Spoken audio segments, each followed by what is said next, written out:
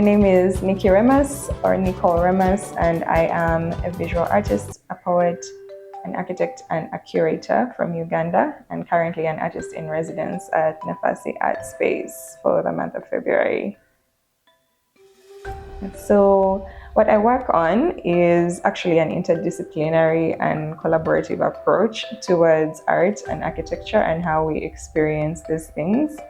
And through my time as that, I've been working with an organization in Ginger called the Creative Tribe. And we do curatorial work and support work for creatives in different fields. Some of the shows that we've been working on have been pioneering shows in Uganda. For example, we curated a generative art exhibition, which was the first of its kind. It was an interactive, semi-immersive space. And we did that with the support of Newcastle University and Afriad Gallery. And what I really liked about working with this, it took so many creatives from different disciplines coming together to make it happen. We had media technologists, we had the artist himself, we had gallerists and curators, and so much support from the community to make the experience special. So this experience actually opened up my mind to more experimental ways of viewing and showing art. And around that time, I started getting more into developing my own personal visual arts practice. And I developed into this body of work called States of Being. So States of Being is, it's like a digital art collection, but at the same time, it bases very heavily on photography. So what I liked about it is that I was creating from this very urgent point where it was about expressing what it is that you are going through in life at that moment. It's kind of like a form of self-therapy. So what I loved about digital art is that I was able to do it almost immediately, because I could take a photo on my phone and it would express this thing that was happening. And I could just put that together on my computer wherever I was. It didn't matter if you didn't have the budget or the materials. Once you have your laptop with you or your phone, you have your studio and you're moving, right? So that at first I was using stock photography, this piece is made with stock photography. But then after a while, I started wanting to use my own self as a subject. And at the same time, I'm a writer as well, like I mentioned. So sometimes when you're expressing, it comes easier in words, and other times it comes easier in images. So they feed off of each other. For example, this piece even has some typography in it, but this one came from the poem first, and that poem helps you to it's what I call interpretive posturing of how to place your body in the photograph and in the frame so that it the conceptual meaning of the artwork is enhanced. So yeah, this is what I was talking about, the interpretive posturing. This is some of my work over the past 2 years, and most of them, as you can tell, are self-portraits. I like to use myself as a subject. I think most artists have that phase, where you have to know yourself before you can go out and do other things, So I'm in that phase of my artistic process.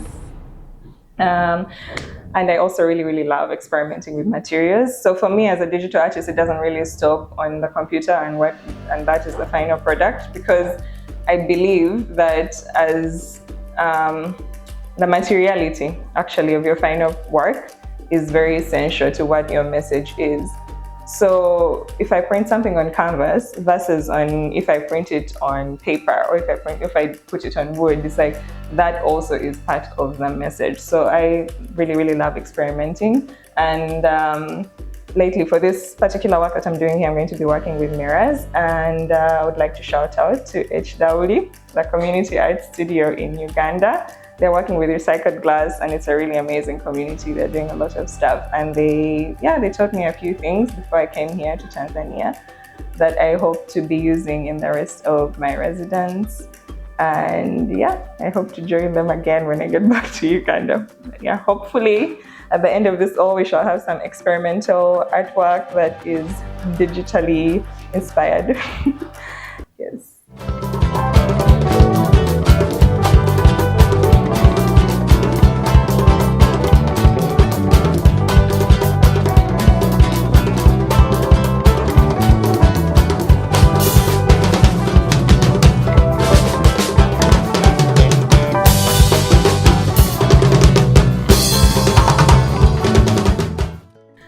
Okay, so when I say I'm a digital artist, I don't actually draw like the way digital artists do. So I guess my process is a little bit simpler because it's mostly editing and layering. So what I do is usually I come from like the point of the photograph, and my artwork has like these ones, they have like multiple photographs that are laid together to create like this story. And what I really enjoy mostly about my process is that it's not limited to having to do things a certain way, because in my earlier works I was also using actually an architectural software to draw the lines and lay it out and everything, because I wasn't so familiar with how to, like, it was easy for me to do it in Archicad versus in Photoshop. It's crazy, but yeah, I like that it's unlimited, and it's also a lot simpler, yeah, than traditional digital art. Okay, so for my work, I usually use either a camera or a phone, depending, a camera or a phone. Camera, iPhone, yes, depending on where we are. But at the same time, I also use my computer for, of course, putting together the artwork, and notebooks. I cannot say enough about notebooks and sketchbooks. Paper. Yes, I'm a digital artist, but I still have a weakness for paper. So I've only been here a few days, actually. I arrived on Tuesday, and so I've been here 3 days on and off. And it's been really great. I've already met like a few new people who have already showed me things, tips and tricks, like I said, with a camera, but also I've like been able to, interact with the people who are running the space and making it happen. And I'm excited to actually get started on some work. Right now I'm still like kind of laying out the structure of what is going to be produced within this time, but I'm also keeping it very open, so the end product in my head is like still influenceable by my experience here.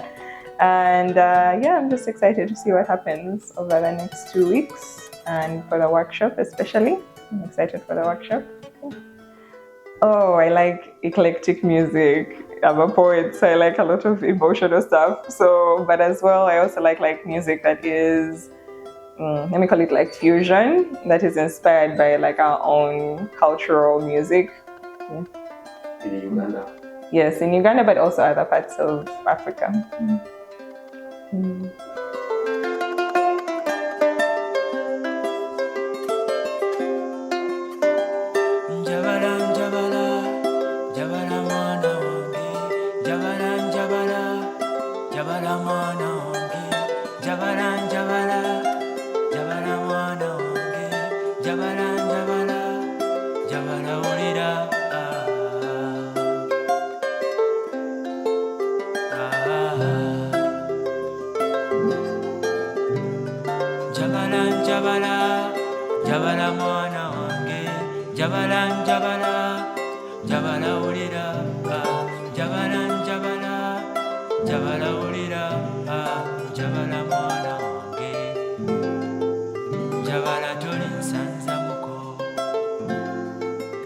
I think right now, actually, the best advice that I can give is to take advantage of community, because like a lot of people are doing so many advanced things with digital art and with tech, that it's like if you don't take advantage of the new tools that are available to you, you kind of get maybe left behind, or you miss out on opportunities to enhance your practice. Like Kashishi, for example, this is her artwork. She's doing excellent work, and she's one of like the leading digital artists in Uganda.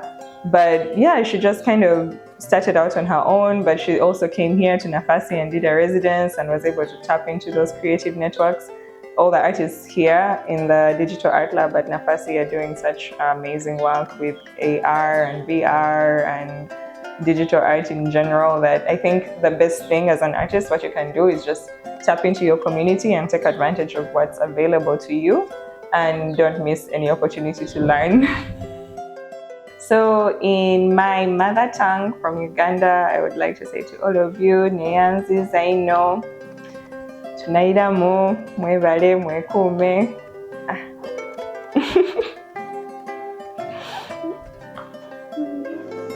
Jabala bakazi balima bati njabala ne balema ne bawala njabala njabala wulira njabala njabala mwana wange njabala njabala wulira njabala njabala toli nsanza muko